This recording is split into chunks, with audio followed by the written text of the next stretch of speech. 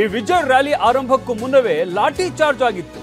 ವಿಜಯ್ ನೋಡೋದಕ್ಕೆ ನೂಕುನುಗ್ಗಲು ಉಂಟಾಯಿತು, ಲಾಠಿ ಚಾರ್ಜ್ ಆಯಿತು. ಅಭಿಮಾನಿಗಳನ್ನ ನಿಯಂತ್ರಿಸೋದಕ್ಕೆ ಪೊಲೀಸರಿಂದ ಲಾಠಿ ಪ್ರಹಾರ ನಡೆಸಲಾಯಿತು. ಕಾರಿನತ್ತ ಮುಗಿಬಿದ್ದ ಫ್ಯಾನ್ಸ್ ನಿಯಂತ್ರಿಸೋದಕ್ಕೆ ಪೊಲೀಸರು ಹರಸಾಹಸ ಪಟ್ಟಿದ್ದಾರೆ. ರ್ಯಾಲಿ ಆರಂಭಕ್ಕೂ ಮುನ್ನವೇ ಲಾಠಿ ಚಾರ್ಜ್ ಕೂಡ ಆಗಿರುತ್ತೆ. ಅಂದ್ರೆ ಅಷ್ಟರ ಮಟ್ಟಿಗೆ ಅಭಿಮಾನಿಗಳು ಸೇರಿರ್ತಾರೆ. ಅವ್ರನ್ನ ನಿಯಂತ್ರಿಸೋದಕ್ಕೆ ಪೊಲೀಸರು ಕೂಡ ಹರಸಾಹಸ ಪಟ್ಟಿದ್ದಾರೆ. ವಿಜಯ್ ನೋಡೋದಕ್ಕೆ ನೂಕುನುಗ್ಗಲು ಉಂಟಾಗುತ್ತೆ, ಲಾಠಿ ಎಲ್ಲವೂ ಕೂಡ ಅಲ್ಲಿ ಗಮನಿಸಬಹುದಾಗುತ್ತೆ. ದುರಂತಕ್ಕೆ ವಿಪಕ್ಷ ನಾಯಕ ರಾಹುಲ್ ಗಾಂಧಿ ಸಂತಾಪವನ್ನು ಸೂಚಿಸಿದ್ದಾರೆ. ಕಾಲ್ತುಳಿತ ದುರಂತಕ್ಕೆ ಆಘಾತ ವ್ಯಕ್ತಪಡಿಸಿದ್ದಾರೆ ರಾಹುಲ್ ಗಾಂಧಿ. ಮೃತರ ಕುಟುಂಬದವರಿಗಾಗಿ ನನ್ನ ಹೃದಯ ಮಿಡಿತಾ ಇದೆ. ಗಾಯಾಳುಗಳು ಶೀಘ್ರ ಚೇತರಿಸಿಕೊಳ್ಳುವಂತೆ ಹಾರೈಸುತ್ತೇನೆ. ಕಾಂಗ್ರೆಸ್ ನಾಯಕರು ಕಾರ್ಯಕರ್ತರಿಗೆ ನೆರವನ್ನ ನೀಡುವಂತೆ ಸೂಚನೆಯನ್ನು ನೀಡುತ್ತೇನೆ.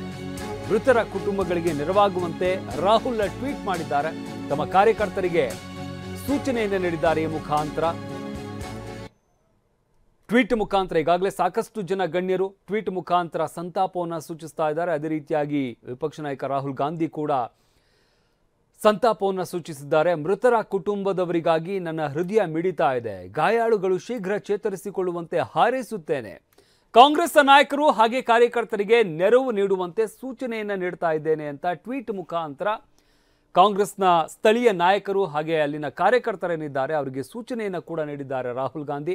ಮೃತರ ಕುಟುಂಬಗಳಿಗೆ ನೆರವಾಗುವಂತೆ ರಾಹುಲ್ ಟ್ವೀಟ್ ಮುಖಾಂತರ ತಮ್ಮ ಕಾರ್ಯಕರ್ತರಿಗೆ ಹಾಗೆ ಸ್ಥಳೀಯ ನಾಯಕರುಗಳಿಗೆ ಸೂಚನೆಯನ್ನು ಕೊಟ್ಟಿದ್ದಾರೆ. ಅಂದರೆ ಅಲ್ಲಿ ಪರಿಸ್ಥಿತಿ ಏನಿದೆ ಅದನ್ನು ನಿಭಾಯಿಸುವಂಥ ಸಲುವಾಗಿ ಅಲ್ಲಿ ಹೋಗಿ ಅವರ ಕುಟುಂಬದವರಿಗೆ ನೆರವಾಗಿ ಅಂತ ಟ್ವೀಟ್ ಮುಖಾಂತರ ರಾಹುಲ್ ಗಾಂಧಿ ಮನವಿಯನ್ನು ಮಾಡಿಕೊಂಡಿದ್ದಾರೆ. ತಮ್ಮ ಕಾರ್ಯಕರ್ತರುಗಳಿಗೆ ಸೂಚನೆಯನ್ನು ನೀಡಿದ್ದಾರೆ.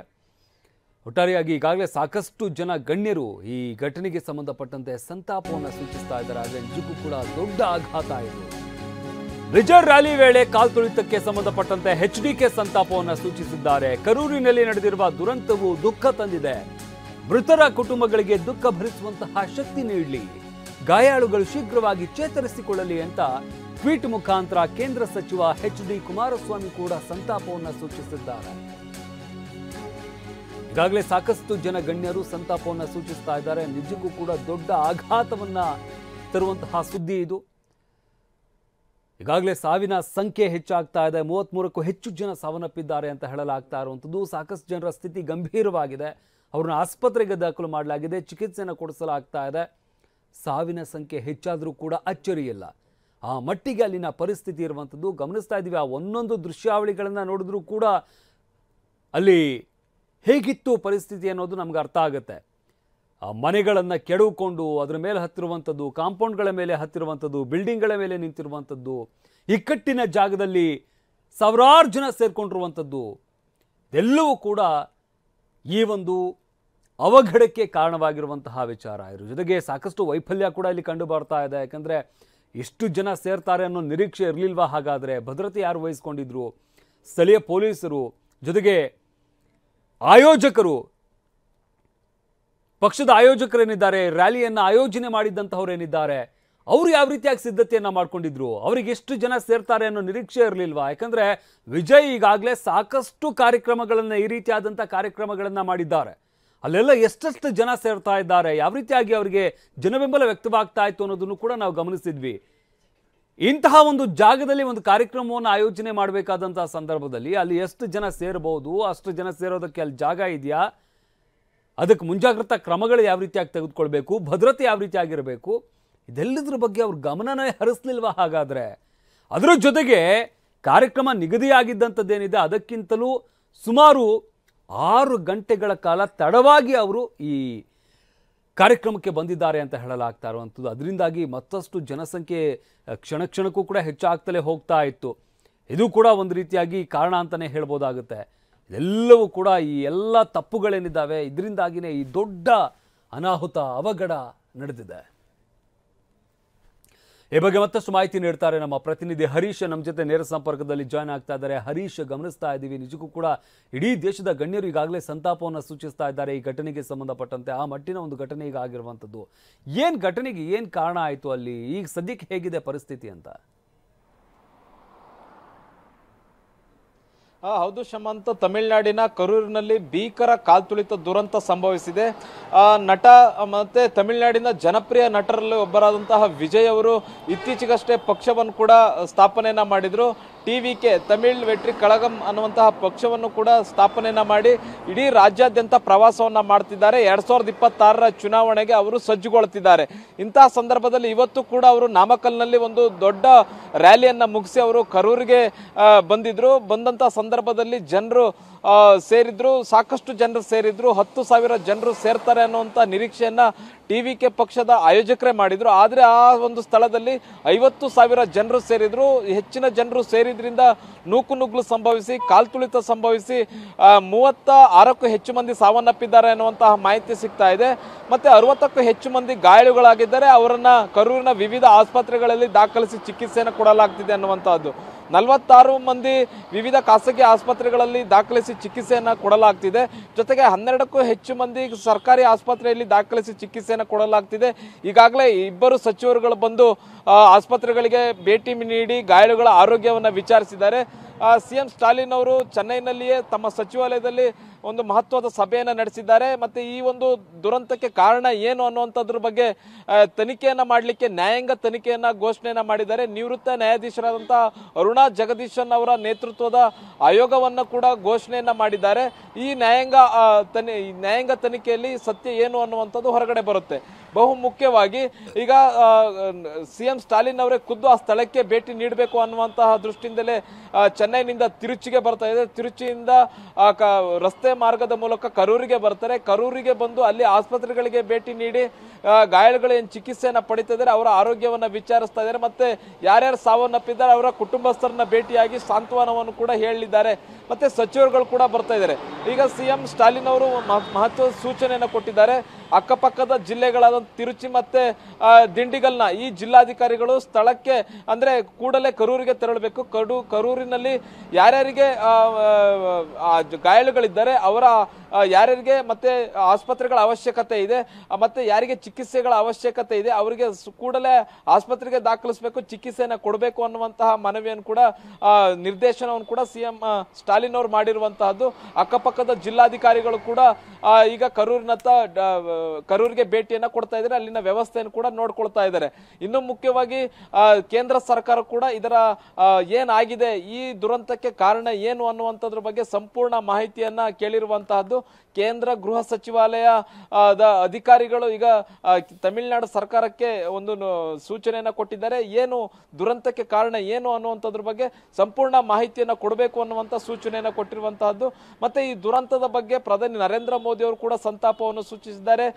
ಕೇಂದ್ರ ಗೃಹ ಸಚಿವ ಅಮಿತ್ ಶಾ ಅವರು ಕೂಡ ಸ್ಟಾಲಿನ್ ಅವರ ಜೊತೆ ಮಾತನಾಡಿದ್ದಾರೆ. ಹೆಚ್ಚಿನ ನೆರವನ್ನ ಏನಾದ್ರೂ ಅಗತ್ಯ ಇದ್ರೆ ಅದಕ್ಕೆ ಸಹಾಯ ಮಾಡ್ತೀವಿ ಅನ್ನುವಂಥದ್ದನ್ನು ಕೂಡ ಹೇಳಿದ್ದಾರೆ ಅನ್ನುವಂತ ಮಾಹಿತಿ ಸಿಗ್ತದೆ. ಇನ್ನೊಂದು ಕಡೆ ಸಿಎಂ ಸ್ಟಾಲಿನ್ ಅವರು ಯಾರ್ಯಾರು ಸಾವನ್ನಪ್ಪಿದ್ದಾರೆ ಅವರ ಕುಟುಂಬಗಳಿಗೆ 10 ಲಕ್ಷ ಪರಿಹಾರವನ್ನು ಕೂಡ ಘೋಷಣೆ ಮಾಡಿದ್ದಾರೆ.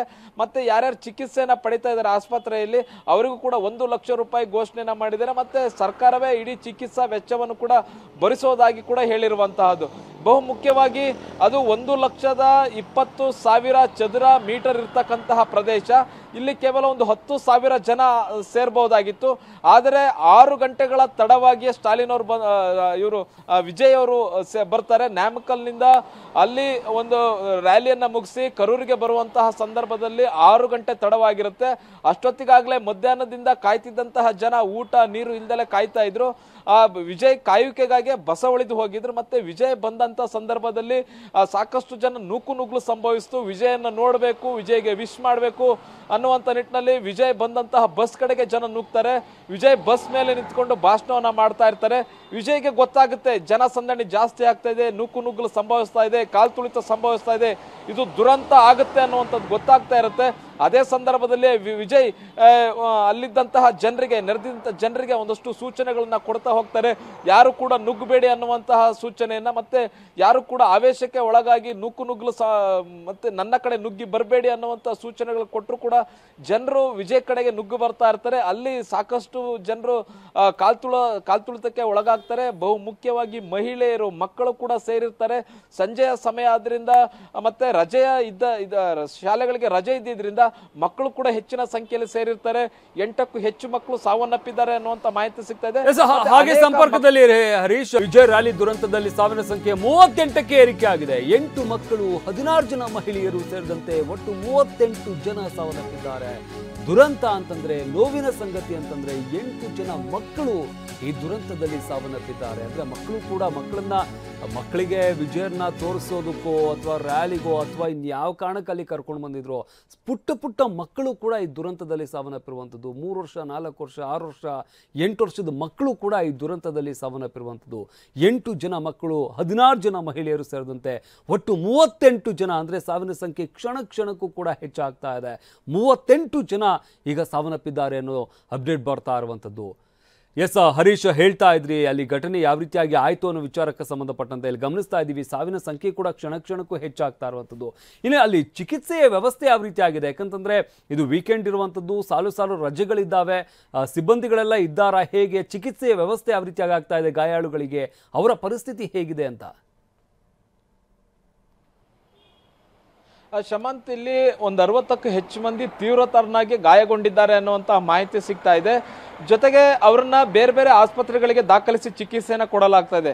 ಕರೂರಿನ ಖಾಸಗಿ ಆಸ್ಪತ್ರೆಗಳಲ್ಲಿ 46ಕ್ಕೂ ಹೆಚ್ಚು ಮಂದಿ ಚಿಕಿತ್ಸೆಯನ್ನು ಪಡಿತಾ ಇದ್ದಾರೆ. ಸರ್ಕಾರಿ ಆಸ್ಪತ್ರೆಯಲ್ಲಿ 12ಕ್ಕೂ ಹೆಚ್ಚು ಮಂದಿ ಚಿಕಿತ್ಸೆಯನ್ನು ಪಡಿತಾ ಇದ್ದಾರೆ. ಈ ಚಿಕಿತ್ಸೆ ಪಡಿತವರೆಲ್ಲರೂ ಕೂಡ ಗಂಭೀರವಾದಂತಹ ಗಾಯಗಳಿಂದ ನರಳ್ತಾ ಇದ್ದಾರೆ ಅನ್ನುವಂತಹ ಮಾಹಿತಿ ಸಿಗ್ತಾ ಇದೆ. ಮತ್ತೆ ಕ್ಷಣಕ್ಕೂ ಸಾವಿನ ಸಂಖ್ಯೆ ಏರ್ತಾನೆ ಇದೆ. ಮೊದಲು ಬಂದಂತಹ ಮಾಹಿತಿ ಪ್ರಕಾರ ಒಂದು 30 ಮಂದಿ ಸಾವನ್ನಪ್ಪಿದ್ದಾರೆ ಅನ್ನುವಂತಹ ಮಾಹಿತಿ ಸಿಗ್ತಾ ಇತ್ತು. ನಂತರ ಅದು 33, ನಂತರ 36, ಈಗ 38ಕ್ಕೆ ಏರಿಕೆ ಆಗಿದೆ. ಮಕ್ಕಳು ಮತ್ತೆ ಮಹಿಳೆಯರೇ ಹೆಚ್ಚಿನ ಸಂಖ್ಯೆಯಲ್ಲಿ ಸಾವನ್ನಪ್ತಾ ಇದ್ದಾರೆ ಅನ್ನುವಂತಹ ಮಾಹಿತಿ ಸಿಗ್ತಾ ಇರುವಂತಹದ್ದು. 8 ಮಂದಿ ಮಕ್ಕಳು, 18 ಮಹಿಳೆಯರು ಸಾವನ್ನಪ್ಪಿದ್ದಾರೆ ಅನ್ನುವಂತಹ ಮಾಹಿತಿ ಸಿಗ್ತಾ ಇದೆ. ಜೊತೆಗೆ ಅದೊಂದು ಕಿರಿದಾದಂತಹ ಪ್ರದೇಶ, 10,000 ಮಂದಿ ಮಾತ್ರ ಸೇರ್ಲಿಕ್ಕೆ ಇದ್ದಂತಹ ಜಾಗ.